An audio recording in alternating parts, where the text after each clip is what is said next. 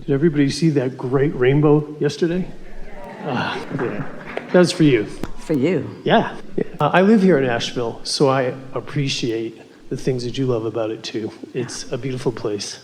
You hit it right on the nail with why I'm here first, because I wanted to talk about the inner being. I've heard a lot of times to talk about your inner being knows before maybe your conscious human self knows. Is that correct?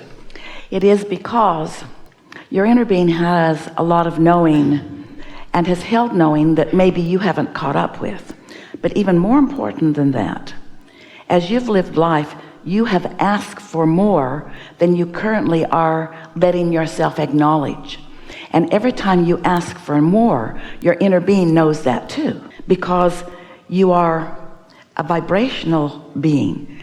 Esther's mother is on her mind today. She thought about her when she was waking up. And another thing that her mother used to say on a really regular basis is, listen to what I mean, not what I say. Because she would get her words tangled up and her daughters would laugh at her, knowing that she didn't really mean to say that. And she would say, you know what I mean, listen to what I mean, not to what I say. And her mother was wiser than Esther knew at the time, because that's what we mean also. The universe is listening to what you mean, not to what you say. So life causes you to ask for things that you may not be speaking out loud, or life causes you to desire things that your beliefs may be in contradiction of. But your inner being knows what you mean and becomes what you mean, becomes what you vibrationally mean. And so that's what we mean by that, is that there is a vibrational reality that is known by your inner being and eventually will be known by you if you will care about being happy and follow the happy thoughts. Following happy thoughts will lead you to what your inner being already knows about what you want. That's what we meant by that. Right. So in psychological terms, I always thought inner being would be part of the deep well of subconscious and the superconscious. It's the inspiration, the emotional before you go stuff. too far with that, deep well meaning lots of knowledge. And lots of vibration and ideas, yes, creativity. Yeah. But do you also mean hard to access? No. Good. No. Good. In fact, most psychologists before the law of attraction came mainstream would say there's so much that when it comes to the surface of the small conscious mind, now you're in alignment. And you've often said, if you're not in alignment with your inner being knows when. Your inner being understands where you are in relationship to where you'd like to be and knows what your path of least resistance is. We are eager to have this conversation with you. We like where you're going with this. We want to add just a little prelude to that by introducing to this conversation the notion, the idea of, the blending of where you have come from to where you are to where you are going. Because what you've introduced with these important words and human understandings is that when you're born into an environment, that environment already is acknowledging life from a certain lens. In other words, you're born into a set of beliefs. And when you're born into a set of beliefs, your observation of those people who are believing those things, because of law of attraction, because people get what they believe. So when they believe it, they attract it. And when they attract it, they demonstrate it. And when you observe this demonstration of their beliefs, those beliefs become your beliefs when they didn't have to. So that's why it's sort of slow going for so many humans. Slow going to go from what is to what you prefer. Because a belief is just a thought that you continue to think. But you're introducing here, what about beliefs that I'm continuing to think that I don't even know that I'm continuing to think? What about these unconscious beliefs? What about these things that I just picked up that I just accept as that's the way that it is? And what we would like to say right here at the beginning of this important conversation is that anything that you, never mind where you've come from, while it's all good and we're glad you came from it. Never mind where you came from and never mind what they believed or what they handed off to you in terms of beliefs. Never mind that for just a moment. Instead, see yourself as standing where you are on your way to what you so beautifully introduced with your first words here today. standing here on your way to the even more that you've become, so that rather than considering these beliefs that brought you here, if your emphasis could be upon where you're going from here, these beliefs would have less holding you back effect from your evolution that you want. Does that make sense to you? It's a looking forward sort of thing that we'll talk a lot about while we are together. So we just want to stick this one statement in, and then we want to hear more from you. When you're standing where you are and reaching for something more, that's when your emotions really kick in. And your emotions are the visceral, your feeling indicators of the vibrational variance in you, kind of resistance indicators. So if you have a belief, doesn't matter how long you've had it or if you just hatched it, because it's easy to come to flawed, erroneous conclusions all day long. You don't need your mother to do that. So as you come to a belief about something, something's active in you that you're thinking about, and your inner being knows that it isn't what you mean. It isn't what you mean. It isn't where you're going. It's not who you really are, and it doesn't serve you. Then your emotional indicator is going to be one of negative emotion. And if it is in harmony with who you really are and where you're going, it's going to be one of positive emotion. So if you're feeling emotion about it, it's not buried deep. It's not subconscious or unconscious. If you're feeling emotion about it, it matters. And we're going to add another powerful statement. Ready? Only if you're feeling emotion about it does it matter. Because if you're not feeling any emotion about it, it's not a big player in your vibrational mix. Which leads us to the next important thing. We're here to wake you up so you'll feel your emotions. Because you feel them and don't like them, so you pretend you don't feel them. And Esther's mother wants to say to you, we know what you mean. In other words, law of attraction is not missing what your vibrational mix is.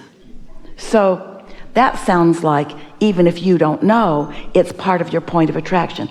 Well, of course it is. Everything's part of your attraction, but it's not a big player. That's what we want you to hear. It's not a big player. If you're feeling emotion around it, it really matters. If you're not, don't worry, it'll get bigger.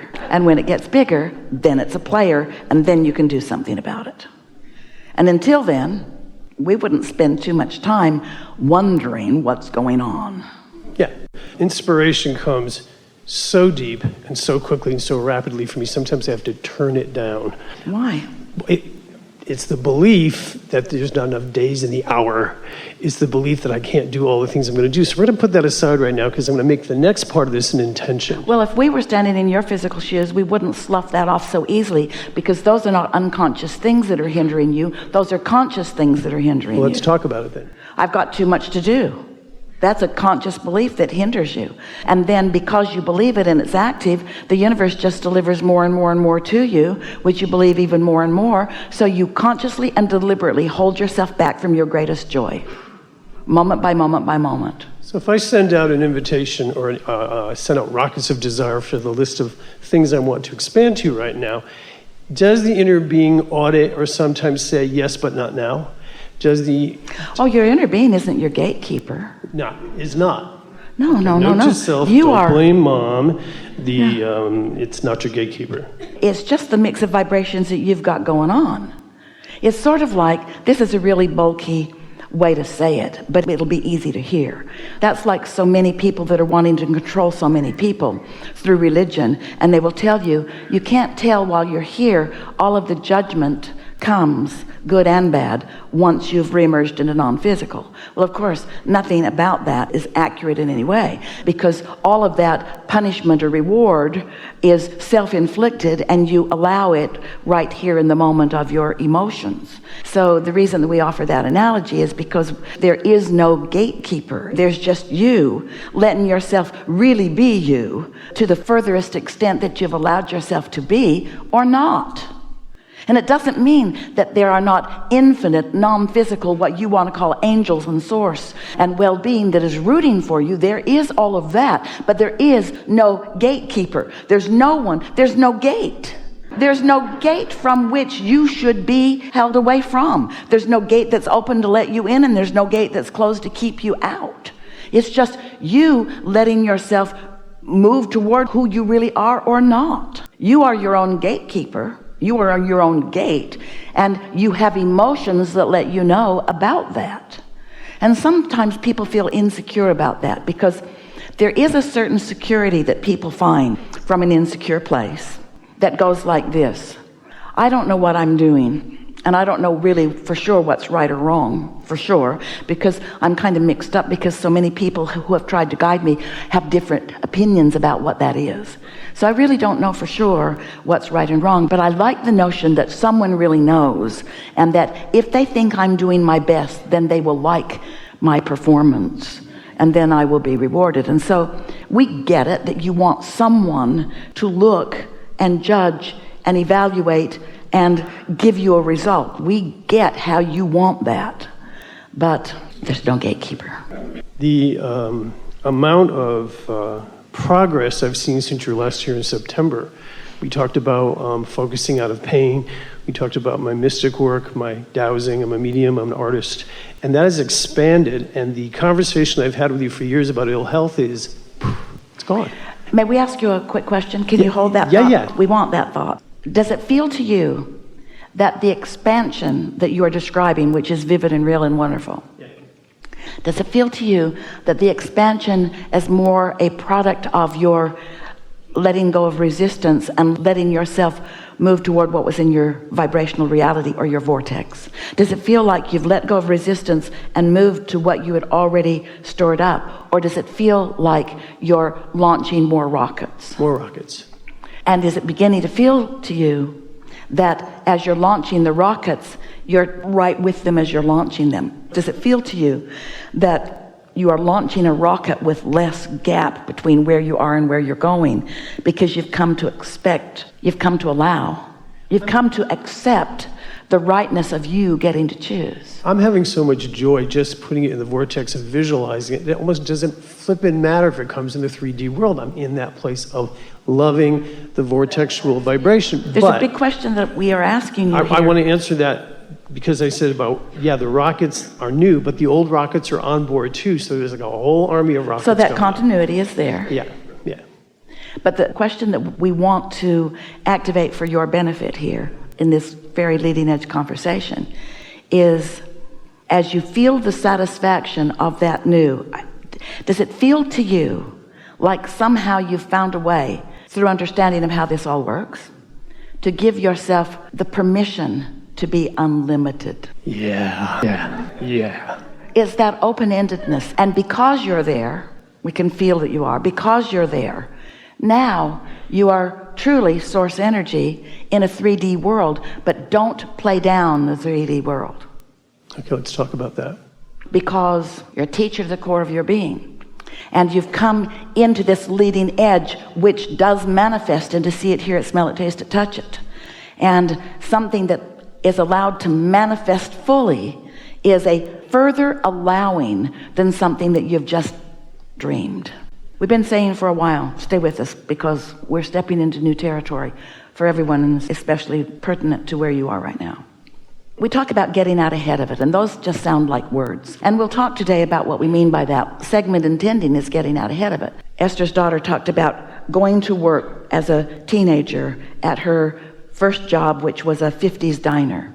And on her way to work, we were just talking about segment intending. So on her 20-minute drive, she would think about what was going to happen when she got there. It's going to be fun. Great people are going to sit in my section. We're going to have a really good time. They're going to like me. I'm going to like them. I'm going to have fun with the cooks today. And as she would prepave like that, she would have a wonderful evening at work. But on days that she was too rushed and didn't take the time, or was talking to someone on the phone or doing something else and not prepaving, those evenings did not turn out even close to as well. And she began to really understand that prepaving works. And today we want to say prepaving is getting out ahead of it.